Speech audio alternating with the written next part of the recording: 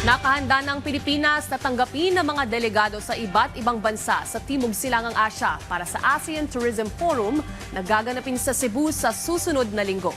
Yan ang ulat ni Gab Villegas.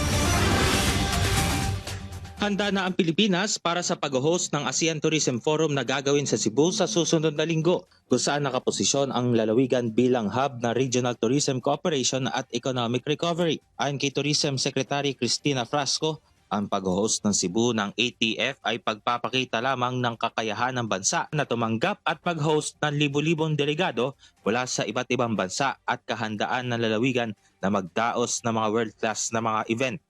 Dagdag pa ng kalihim, isinasagawa ang mga paghahanda sa pamamagitan ng whole of government approach kung saan mahigpit ang pakikipag-ugnayan ng DOT sa pamahalang panlalawigan ng Cebu, gayon din sa pamahalang lungsod ng Cebu, Lapu-Lapu at Mandaue. Sinabi rin ni Frasco na inaasahan na makikinabang ang mga hotel, transport providers, aviation, tourism workers at iba pang sektor mula sa pagdaraos ng nasabing forum.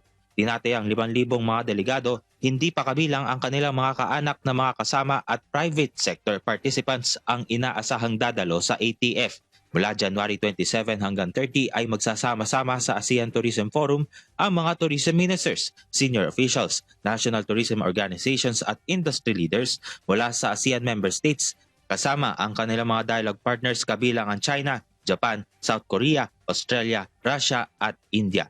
Gab Villegas para sa Pambansang TV sa Bagong Pilipinas.